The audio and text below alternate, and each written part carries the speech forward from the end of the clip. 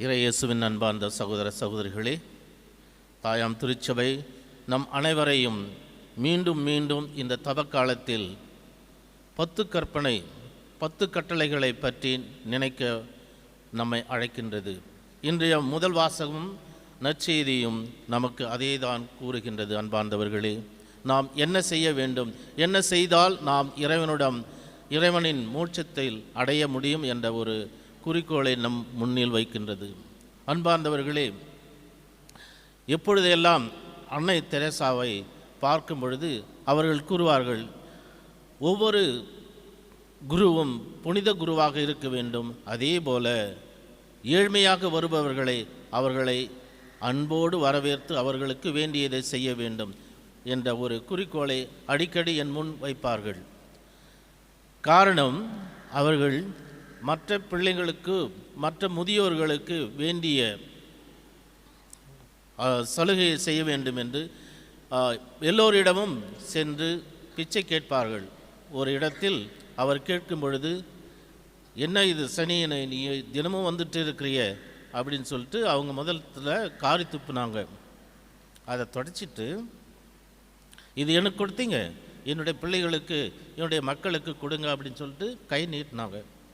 அதை பார்த்த அந்த பிஸ்னஸ் மேன் மனம் இறங்கி அவர்களுக்கு வேண்டிய எல்லாவற்றையும் செய்கிறேன் என்று உறுதி கூறினான். அன்பார்ந்தவர்களே, அவரை கேட்கும் பொழுது, எப்படி நீங்கள் இந்த வேலையெல்லாம் செய்கின்றீர்கள், உங்களுக்கு எப்படி மனம் வருகிறது என்று கேட்டால் அவர் சொல்வார்கள், தெருவில் கிடக்கும் அனாதைகள், நோயுற்றோர்கள், அவர்களை பார்க்கும் பொழுது அவர்களின் முகத்தில் இயேசுவின் முகத்தை காண்கின்றேன் என்று கூறுவார். அன்பார்ந்தவர்களே, இதைதான் நமக்கு இன்றைய நற்செய்தி கூறுகின்றது. நாம் விண்ணக அரசுக்கு செல்ல வேண்டுமா அல்லது எப்பொழுதும் வேதனையில் இருக்க வேண்டுமா என்று நாம் தான் தீர்மானிக்க வேண்டும். அன்பார்ந்தவர்களே, இப்பொழுது இந்த தவக்காலத்தில் அரியதொரு வாய்ப்பை நமது திருச்சபை நமக்கு அளிக்கின்றது. நம்மால் முடிந்த அளவு ஏழைகளுக்கும் முதியோர்களுக்கும் பெற்றோர்களுக்கும்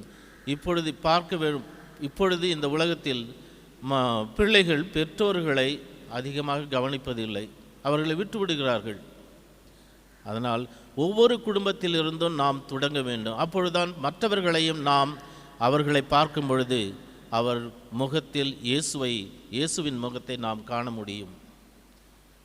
எவ்வளவுக்கு எவ்வளவு நாம் அன்பு செய்து அவர்களை அரவணைத்து அவர்களுக்கு வேண்டியதை செய்யும் பொழுது, அதாவது தியாகத்தோடு நம்முடைய வாழ்வில் எவ்வளவு இருக்கலாம், ஆனால் நம்முடைய வாழ்வில் அன்புடன் அரவணைத்து அவர்களுக்கு வேண்டிய சலுகைகளை நாம் செய்யும் பொழுது நமக்கும் சந்தோஷம், அவர்களுக்கும் சந்தோஷம் என்ற நிலையை நம்முடைய மனதில் இருத்தி இந்த தவக்காலத்தில் நம் தவத்தை மேற்கொண்டு ஒருத்தல் செய்து மற்றவர்களுக்கு உதவி செய்தால் கண்டிப்பாக நாம் இறைவனின் வலப்புறத்திலிருந்து நம்மை வரவேற்பார்கள்.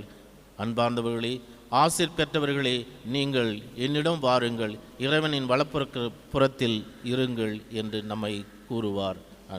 அதனால் இன்றைய திருப்பலியில் நம்முடைய ஏழைகளுக்கு, உற்றார் உறவினர் இல்லாதவர்களுக்கு, அனாதைகளுக்கு வேண்டிய சலுகைகளை செய்ய இறைவனிடம் மன்றாடுவோம். ஆமென்.